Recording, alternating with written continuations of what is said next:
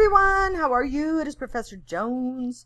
Listen, I'm getting a lot of great questions about how to structure the speech and what do we do about the slides and where does the artifact come in. So I made this little presentation here to just go over a little bit so you can kind of see how I would structure the slides and give you some tips in case that might help you out. So first of all, I'm going to start with the title slide. And you can see up here that I have one slide for the title slide. One slide, one slide.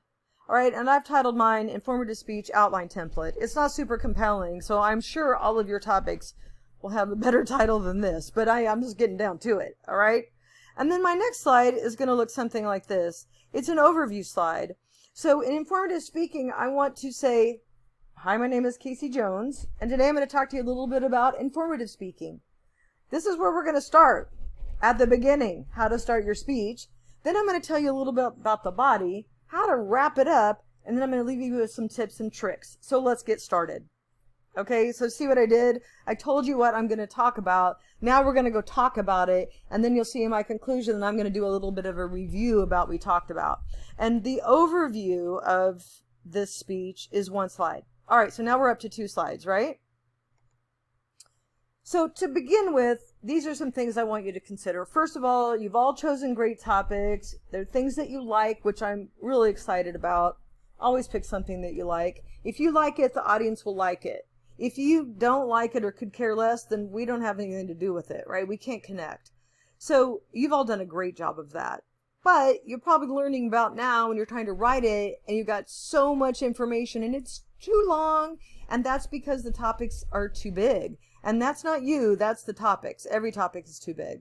So now that you've got all this great stuff, I want you to look at it and I want you to pull out the 2 to 3 main points that are the most important that we should know about. Assume that your audience doesn't know anything about whatever you're talking about. Okay? Assume that we don't know and you're introducing the topic to us for the first time. So you're going to be defining terms, you're going to be explaining everything, showing us pictures of whatever it is you're teaching us about, and you want to narrow it down to the 2 to 3 main points that would make it the most interesting for us, your audience. We want to be able to follow along, and you as a speaker want us to understand your point, and then at the end of your speech, you might hope that we go out into the world and try to learn more about this great topic, right? Intro, body, conclusion is what we're going to cover next, and these 2 to 3 main points are going to land right there in the body, okay? But first of all, let's talk a little bit about it.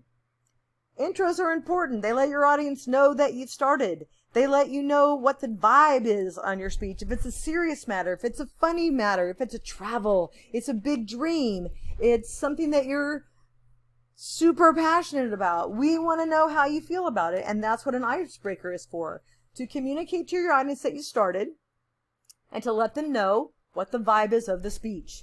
And you know how to do an icebreaker. You've done them all semester. So here's a list of a few suggestions just to remind you. And then you're going to move to the body, which we just talked about, 2 to 3 main points. You're going to transition between each main point. And you want to make sure that everything gets about the same amount of speaking time. Now, some of your 2 to 3 main points might have more slides than others. But in terms of speaking time, you want it to leave it about the same. And if you look up here again, you can see that my body slides should be about 3 to 5 slides, right? Then you want to wrap it up with a flair. Review what you've covered. Leave us with one last thought. Remind us of some big things that you mentioned. Tie it into something that's happening today, whatever. Tell us where we can go. Take a lesson in that thing that you just taught us about. All right, you want to give us some more information where I can go, oh yeah, I'm going to go look that up. All right?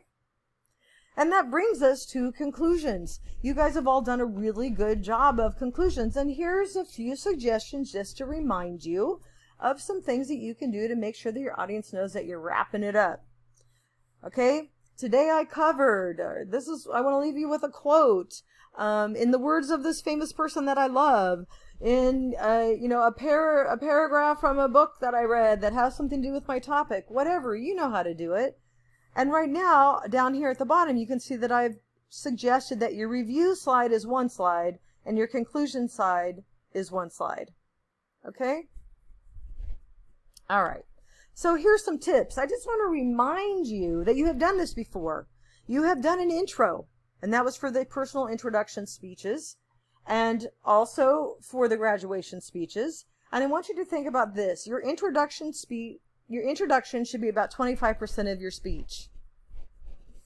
Similarly to the introduction speech, your body was this for your personal introduction speeches, and they should be about 50% of your time. Okay? And then you also had a conclusion. Everybody did a good job of that. I want you to wrap it up and put a button on it, and that should be about 25% of your time. All right? So this is a good way for you to narrow it down. And here are some of my final tips. First of all, I want you to have fun with it, all right? Come with some good speech energy. Live a little. Shoot for 6 minutes. Shoot for 6 minutes. That way, if you're a little short on time, you make the time. And if you're a little long on time, you still make the time. And then I want you to work backwards from 6 minutes. If it's 25 and 25 for the intro and conclusion, then you want to leave 50% of that 6 minutes for your body.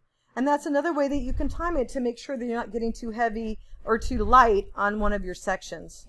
And then at the end, I want you to say thank you for your time. And I do want to thank you for your time. Thanks for watching the videos. Thanks for getting in the mix and sending me all your questions.